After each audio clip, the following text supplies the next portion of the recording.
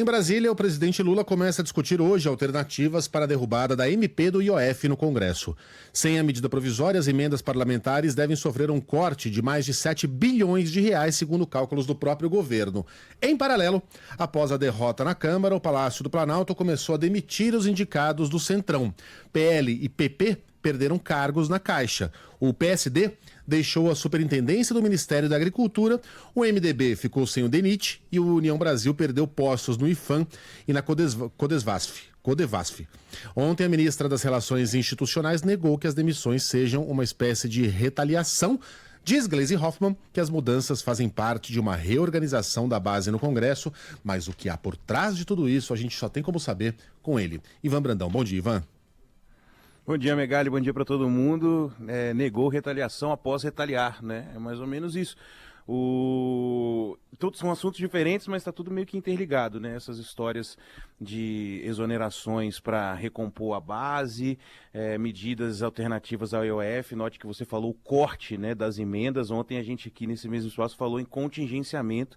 São coisas diferentes. O corte nem colocar isso previsto no orçamento, né? É realmente não ter esses 7 bilhões de reais, um pouco mais que isso, para distribuir aos deputados. E aí a gente pensa, poxa vida, o governo vai fazer isso, ele vai se queimar ainda mais com o Congresso. Daqui a pouquinho vocês vão falar aí sobre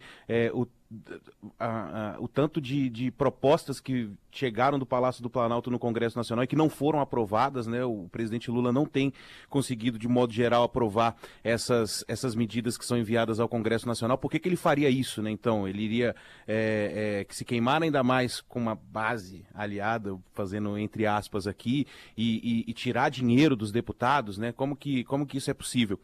Só que, ao mesmo tempo, o presidente Lula tem algumas cartas na manga, se a gente for analisar, né? Se você pegar o presidente do Senado, que defendeu algumas pautas do governo, impediu que pautas que o governo era contra avançassem quando chegaram da Câmara dos Deputados, Davi Alcolumbre, é do União Brasil.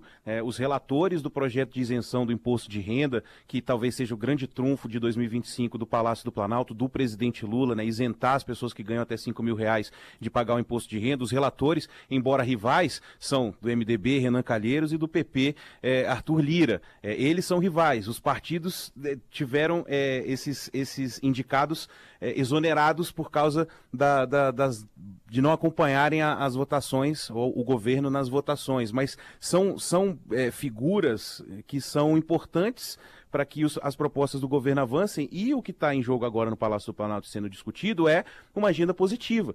A gente teve a ampliação do auxílio gás, que mudou, vai vir aí o gás do povo, o presidente Lula e o governo anda falando em tarifa zero, em ano de eleição. Então, se a gente for olhar por esse prisma, o governo tem ali, de alguma forma, uma espécie de não é uma manipulação, mas de mexer com essas peças no tabuleiro de xadrez para falar, eu estou fazendo isso aqui me queimando com o Congresso Nacional, mas a hora que eu jogar para vocês as pautas positivas, quem vai ser o deputado também em ano de eleição que vai votar contra, né? Quem vai ser o senador que vai votar contra. Então, não é necessariamente uma grande derrota. E do outro lado, a gente tem visto brigas, né? Brigas na oposição.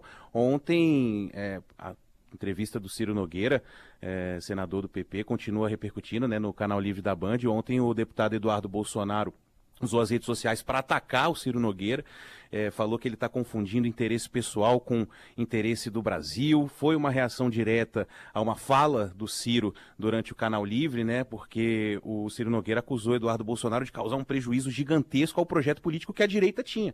Então, para o senador, a atuação do parlamentar lá nos Estados Unidos inviabiliza, inclusive hoje, um candidato que tem o sobrenome do ex-presidente Jair Bolsonaro nas eleições do ano que vem. A gente vai ouvir essa fala. 3 meses atrás, podia ser um candidato da família Bolsonaro. Por conta da situação que foi criada de tarifaço, a rejeição aumentou muito, hoje eu acho que não é mais viável. Então o resumo é esse, Mega, Sheila, Carla, parece, né, às vezes que tem um lado que está perdendo, mas isso pode ser usado também a favor do governo, né? Regra para a base, retaliar os partidos. Valeu. Mas no fundo, o governo tem essa pauta positiva para tocar no Congresso Nacional e falar, então agora é com vocês aí, vocês que se virem.